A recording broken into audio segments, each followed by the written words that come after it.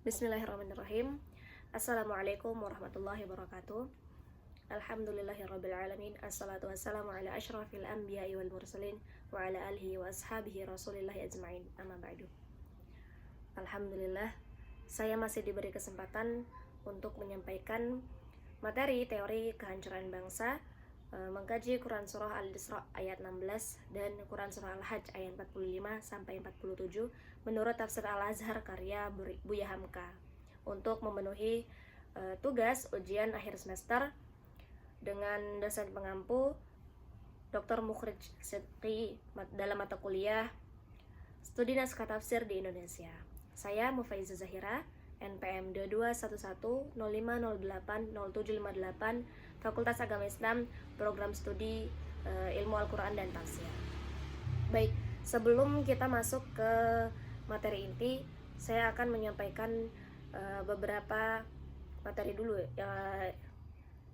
Jadi di dalam muqaddimahnya Ibnu Khaldun menyampaikan bahwa membuat prediksi bahwa sejarah suatu negeri biasanya mengalami 5 fase. Nah, yang pertama, fase pertama itu fase pendirian yang dibangun oleh para pendiri dengan cita-cita dan semangat perjuangan mengerahkan seluruh daya dan kekuatan mampu mewujudkan atau membangun sebuah negeri. Lalu yang kedua, ada yang namanya fase pembangunan oleh generasi penerusnya. Nah, di fase ini terjadi pembangunan yang pesat karena generasi ini mampu menghayati nilai perjuangan para pendiri yang kemudian dipraktikkan dalam mewujudkan kejayaan. Yang ketiga, fase ketiga itu ada fase kejayaan. Yakni fase ini generasi ini adalah generasi yang memetik hasil perjuangan. Lalu fase yang keempat itu adalah fase kemunduran. Karena generasi yang memimpin negeri itu sudah melupakan nilai perjuangan dan hanya menjadi penikmat buah kejayaan. Dan yang fase terakhir ini adalah fase kehancuran, yang dimana negeri ini sudah tinggal puing-puing, hancur, tidak mampu bangkit lagi. Nah, ini yang akan kita bahas fase kelima ini. Sebelumnya akan saya bacakan Quran Surah Al-Isra ayat 16 dan Quran Surah Al-Hajj ayat 45 sampai 47. A'udzu billahi minasy syaithanir rajim. Wa idza aradna an nuhlika qaryatan amarna mutrafiha fafasaqu fiha fahaqqa 'alaiha alqawlu fadammarnaha tadmira. Yang artinya, dan jika kami hendak membinasakan suatu negeri, maka kami perintahkan kepada orang-orang yang hidup mewah di negeri itu supaya mentaati Allah, tetapi mereka melakukan kedurhakaan dalam negeri itu.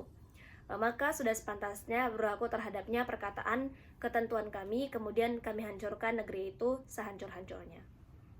Selanjutnya Quran Surah Al-Hajj ayat 45 sampai 47. A'udzu billahi minasy syaithanir rajim. وَأَفَلَمْ يَسِيرُوا فِي الْأَرْضِ فَتَكُونَ لَهُمْ قُلُوبٌ يَعْقِلُونَ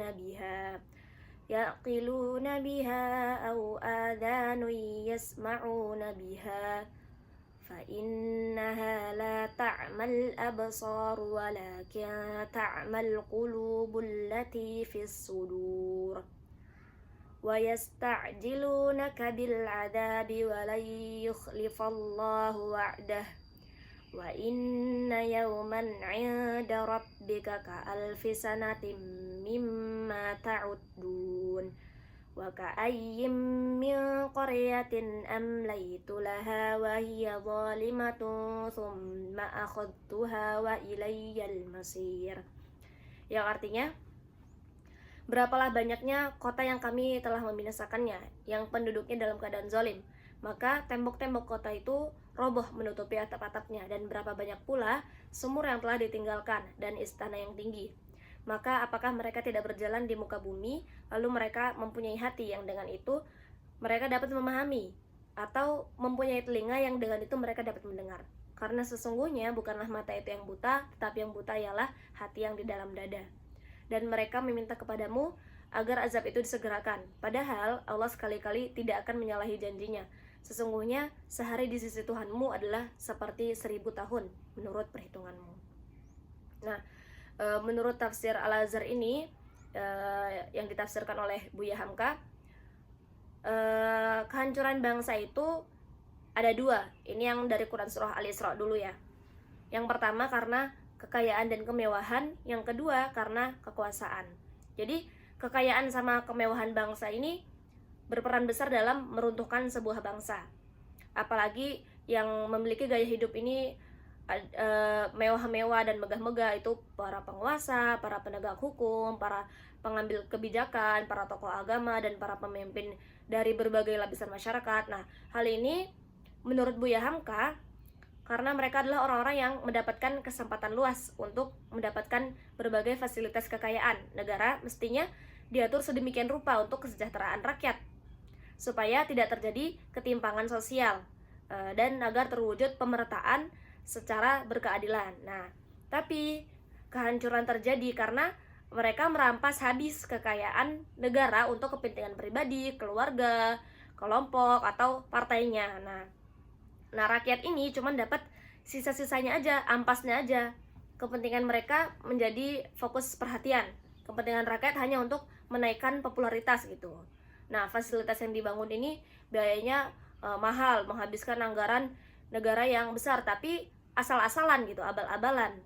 Nah, makanya orang-orang yang berkuasa di dalam suatu negeri mendapat kesempatan yang amat luas dengan kekuasaannya itu, yang artinya kepada mereka terlebih dahulu perintah datang supaya mereka menghormati dan menjalankan undang-undang.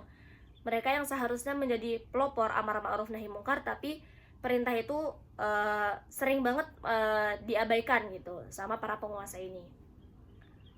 Nah, jadi ini yang kekuasaan ini yang membuat manusia jadi mabuk, yang dinamakan mabuk kekuasaan. Lalu menurut penafsiran Al-Hajj ayat 45 sampai 47, di sini hancurnya suatu bangsa dapat disebabkan oleh perlakuan-perlakuan zalim, yakni berbuat dosa dan maksiat, terus juga menumpuh jalan yang tidak benar. Apa akibatnya? Akibatnya Allah meruntuhkan negeri tersebut dengan meninggalkan bekas-bekasnya gitu. Yang dulunya itu kota-kota yang kuat, kota-kota yang megah gitu. Lalu di ayat 46 surah Al-Hajj ini ada anjuran untuk mengembara, untuk berkeliling dunia, melewati banyak tempat di muka bumi, terutama untuk melihat bekas-bekas hukumannya Allah kepada manusia yang mendurhakainya. Lalu juga harus mempersiapkan hati dan telinga mendengar apa yang diceritakan orang tentang apa yang dilihat, terus juga merenungkan dalam hati dan mengingat kebesaran Tuhan, yang artinya bukan sedikit, nggak sedikit orang yang mengembara di muka bumi tapi kebesaran Tuhan itu tidak dilihat gitu olehnya karena hati yang buta. Kalau hati yang buta itu nggak dapat menerima, tidak dapat menerima dan membanding apa yang nampak oleh mata. Lanjut ke ayat 47, ini menjelaskan kaum musyrikin atau kafir di Mekah ketika Rasulullah menyampaikan ancaman-ancaman Tuhan kepada orang yang tidak mau percaya. Mereka menantang agar azab diturunkan segera gitu. Mereka nggak mau menerima, tidak mau mendengar gitu.